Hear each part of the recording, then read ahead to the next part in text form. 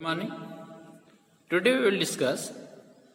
पिछले क्लासेस में तो हमने सेंटर ऑफ मास का कंसेप्ट हमने कंप्लीट कर लिया। सेंटर ऑफ मास हमारा पूरा हो चुका है। अब हम स्टार्ट करेंगे rotational motions of the body. अब इसमें हम जनरल बात कर रहे हैं रिजिड बॉडी के बारे में ही हम पढ़ेंगे। Rotational motion of the rigid body. इसमें रिजिड बॉडी में तो हमने पढ़ ही लिया कि रिजिड बॉडी क्या होती है कि अगर हमारे पास कोई बॉडी है एंड उस पर अगर हम large amount of external forces अगर अप्लाई करें, फिर भी उसके पार्टिकल्स के बीच की जो रिलेटिव डिस्टेंस है दैट डज नॉट चेंज। एक तो ये हो गया, या उस बॉडी के शेप या साइज में कोई चेंज नहीं होता है, तो देन वी से दैट कि that body is the rigid body. Clear. अब हम बात कर रहे हैं rotational motion of rigid body का मतलब क्या है और उसको हम समझते हैं from this figure.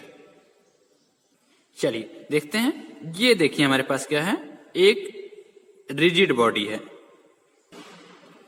This is our rigid body. ये देखिए जो हमने ये बनाया है, लिखा है हमने, ये रिजिड बॉडी है। क्लियर। अब इस बॉडी को हमें रोटेट कराना है। यू कैन फील इट कि अगर हमारे पास कोई एक रिजिड बॉडी है उसको हम रोटेट करा रहे हैं। अब कोई मान लीजिए ये रिजिड बॉडी है, इसमें क्या है, it contains a large number of particles. System की अगर हम बात कर रहे हैं, बॉडी में क्या होंगे, so many particles are there. ये सब इसके क्या है, पार्टिकल्स हैं। क्लियर। अब रोटेशंस में आपको क्या होता है कि रोटेशनल मोशंस में बॉडी क्या होती है, that rotate about any fixed position. उसमें कोई ट्रांसलेटरी मोशन तो होता नहीं है, तो वो क्या होती है, रोटेट करती है about any fixed position. Clear. अब मान लिए हमने कि हमारे पास कोई एक्स वाई जेड एक हमने कोऑर्डिनेट सिस्टम बना लिया है, इसको बोलते हैं कार्टेशियन कोऑर्डिनेट सिस्टम। ठीक है, जिसका ओरिजिन हमारा ये है। अब ये रोटेट कर रही है। अब रोटेशन में हमें ये समझना है कि जैसे मान लीजिए एक हमने कोई पार्टिकल इसका पी मान लिया है। अब इसकी ट्रेजेक्टरी के बारे में देखते हैं, इसका पाथ देखते हैं कि ये कैसे रोटेट करेगा। ठीक है, तो अगर ये बॉडी ऐसे रोटेट कर रही है तो इस पार्टिकल की डिस्टेंस रोटेशन करने के लिए क्या होगा, हमें फोर्स लगाना पड़ेगा, हमें टॉर्क लगाना पड़ेगा, तो या मोमेंट ऑफ फोर्स लगाना पड़ेगा, तो ये रोटेट करेगी। तो अब हम फोर्स लगा रहे हैं, बट ये पार्टिकल्स अगर मान लीजिए यहाँ पे पी है तो ये तो मूव करेगा नहीं। आपने रिजिड बॉडी में पढ़ लिया है कि पार्टिकल्स के बीच की जो पोजीशंस होती है दैट डज नॉट चेंज। तो ये पोजीशंस मान लीजिए एक पार्टिकल यहां है, ये यहां है, तो इस पार्टिकल की मोशंस क्या होगी, तो ये क्या होगा, this will start to rotate. तो पार्टिकल कैसे रोटेट करेगा, इन ए सर्किल। ये हमें समझना है कि अगर कोई रिजिड बॉडी है और अगर वो रोटेट कर रही है तो उसके जितने भी पार्टिकल्स होते हैं that will move in a circle. Clear. कि particles of a rigid body, this is not for the non rigid body. ठीक। ये रिजिड बॉडी में जितने भी पार्टिकल्स होंगे, सबसे पहले तो ये क्लियर है कि उनका ट्रेजेक्टरी क्या होगा, उनका पाथ ऑफ रोटेशन क्या होगा, that will be in circle. ये क्लियर हो गया।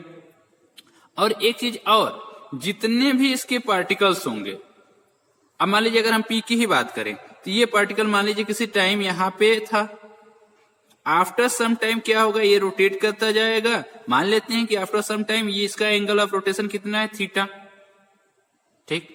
यहाँ पे कोई और पार्टिकल हो सकता है, यहाँ पे हम मान लेते हैं कि मान लीजिए अगर P यहां से यहां आया, ठीक, तो इसका एंगल ऑफ रोटेशन मान लीजिए ये थीटा रोटेट कर गया, तो ये पोजीशंस वेक्टर की डायरेक्शंस बदल जाएगी, इन मैग्नीट्यूड सेम रहेगा।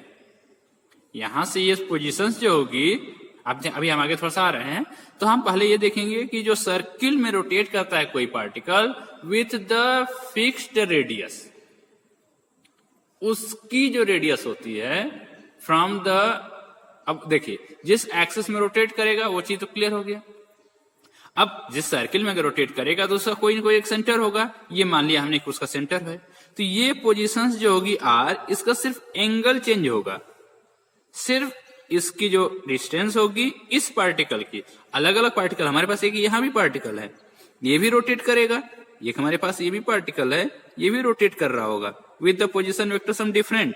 मान लेते हैं P डबल प्राइम हम मान लेते हैं कुछ दूसरा, और यहाँ पे इसकी डिस्टेंस हम आर डबल प्राइम मान सकते हैं, ठीक, समथिंग डिफरेंट। तो ये पोजीशंस ये वाली इस पार्टिकल के लिए फिक्स होगी, बट इसका एंगुलर रोटेशंस होगा, इसको बोलते हैं एंगुलर रोटेशंस। एंगल में अगर चेंज हो रहा है, रोटेशनल मोशन में क्या होता है, there is no displacement, means translating motion तो होती नहीं है, सिर्फ एंगल में वेरिएशन होता है।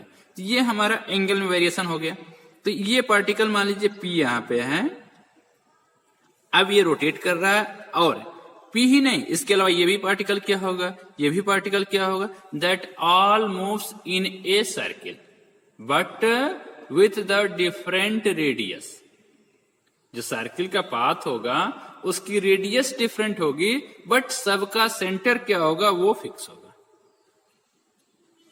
ठीक। सेंटर ऑफ ऑल सर्किल, इसको बोलते हैं कंसेंट्रिक सर्किल।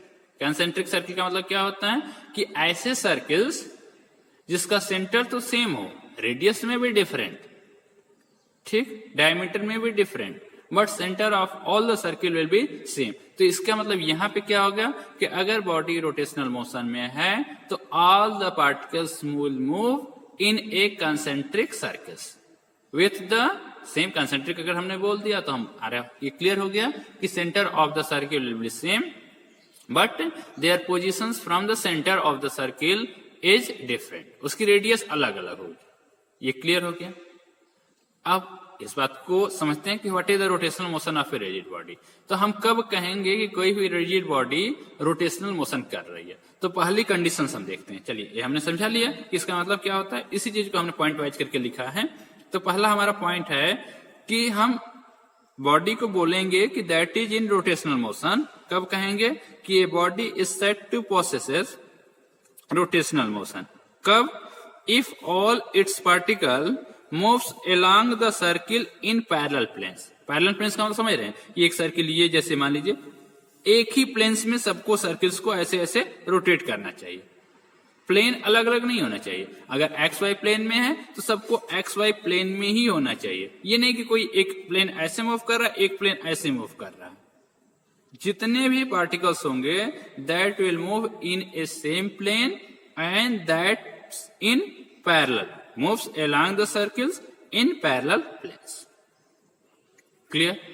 दूसरी कंडीशन क्या होनी चाहिए? The centre of these circles lie on a fixed line perpendicular to the parallel planes and this line is called the axis of rotation। इस बात को भी समझ लेते हैं कि समझिए, मान लीजिए ये हमारे पास क्या है, ये ऐसे पार्टिकल रोटेट कर रहे हैं, ठीक। तो इनके जितने भी सेंटर्स होंगे, ये सेंटर क्या होंगे, that should lies on a single line. और ये लाइन क्या होना चाहिए, जितने भी पैरेलल प्लेन्स हैं, सर्कुलर प्लेन्स हैं, उन सबके परपेंडिकुलर होना चाहिए। अगर इस प्लेन पे अगर हम सर्किल ड्रा करें तो उसके जो परपेंडिकुलर एक लाइन होगी ऐसे, दैट लाइंस पे ही सबके सेंटर्स लाई करने चाहिए, ठीक। इस लाइन को बोलते हैं एक्सिस ऑफ रोटेशन, ठीक। मतलब यहां से क्लियर हो गई definition, what is the meaning of axis of rotation. Axis of rotation का मतलब होता है कि it is the line which is perpendicular to the circles in a parallel planes। मतलब ऐसे सर्किल्स जिसका सेंटर एक ही लाइन पे लाई करे और that should be parallel to each other. ये चीज हमारा हो गया।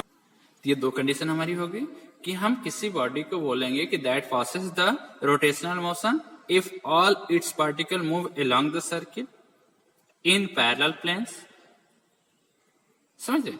इस चीज को समझने की, जिससे मान लीजिए एक सर्किल ये है, एक सर्किल ये है, ऐसे आप इकट्ठा करते जाइए। जैसे मान लीजिए हमारे पास सीडी होती है, ठीक, सीडी समझ रहे हैं, कंपैक्ट जो हमारी होती है उसको आप एक इकट्ठा करते जाइए, और उसके जो होल होता है उसको एक बीच बिल्कुल एक स्ट्रेट लाइन में होना चाहिए, उनके बीच से एक सिंगल लाइन पास करनी चाहिए, और ये इनको सबको सीडी को इकट्ठा करते जाइए, ठीक। उनकी रेडियस अलग अलग, बड़ी छोटी सीधी होनी चाहिए, कोई प्रॉब्लम नहीं है, बट उनको जब आप इकट्ठा कर देंगे तो वो अगर मोशंस करता है वैसी मोशंस होनी चाहिए, तो उसको हम बोलेंगे rotational motion of a rigid body. Clear?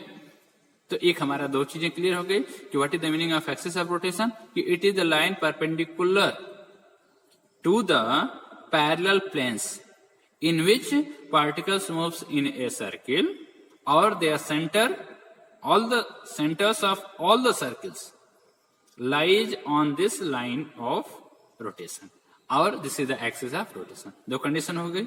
अब थर्ड क्या होता है? all the particle have the same angular velocity. ध्यान दीजिएगा, this is the we are talking not about the linear velocity. जो अब तक आप वेलोसिटी पढ़ते जा रहे हैं v को, उसको हम बोलते हैं लीनियर वेलोसिटी. अब हमारे पास एक दूसरी वेलोसिटी आ जाती है जिसको बोलते हैं एंगुलर वेलोसिटी, और इसकी डिफिनेशन होती है थीटा अपॉन टी. कहीं कहीं आपको D theta upon D T भी लिखा जाता है, ऐसे भी लिखा जाता है D theta upon D T से ओमेगा. ठीक, ये क्या है कि change in angle with the time. आप देखिए यहाँ पे क्या हो रहा है, टाइम के साथ एंगल तो चेंज हो रहा है ना. पार्टिकल यहाँ पे है, कुछ समय बाद यहाँ पहुंच जाएगा, कुछ समय बाद यहाँ चेंज जाएगा. तो ये एंगल्स क्या हो रहा है, ये चेंज हो रहा है. There is no change in their positions. ये मतलब उसका एंगुलर चेंज हो रहा है, उसका ट्रांसलेटरी मोशंस नहीं हो रहा है. तो इस वेलोसिटी को बोलते हैं एंगुलर वेलोसिटी. एंगुलर वेलोसिटी क्या होता है? Change in angle upon time. D theta upon D T को हम बोलते हैं एंगुलर वेलोसिटी. ठीक, ये वाला. And which is also the angular velocity of the body. इस चीज को हम समझते हैं कि सेम वर्ड हम क्यों बोल रहे हैं, क्यों इसके बाद सेम होगी. आप समझिए, आप मान लीजिए अगर आप इस बॉडी पे फोर्स लगा रहे हैं, ये रिजिड बॉडी, इस पे आप फोर्स लगा रहे हैं, तो एक पार्टिकल यहां भी है, एक पार्टिकल यहां पे भी है, यहां पे भी है. ठीक, सब मूव कर रहे हैं. तो अगर पार्टिकल, ये पार्टिकल अगर यहां आया, ठीक, या तो मान लीजिए ऐसे समझ लेते हैं, पी और पी प्राइम को लेते हैं कि अगर पी मान लीजिए एंगल थीटा रोटेट करके पी प्राइम पे यहां पहुंचा, तो अगर मान लीजिए यहां पे कोई पार्टिकल्स होगा, उसका रोटेशन, एंगल ऑफ रोटेशन कितना होगा? That will also the same ना. क्योंकि आपको पता है कि in case of rigid body, particles के बीच की रिलेटिव पोजीशन जो होती है, दैट डज नॉट चेंज.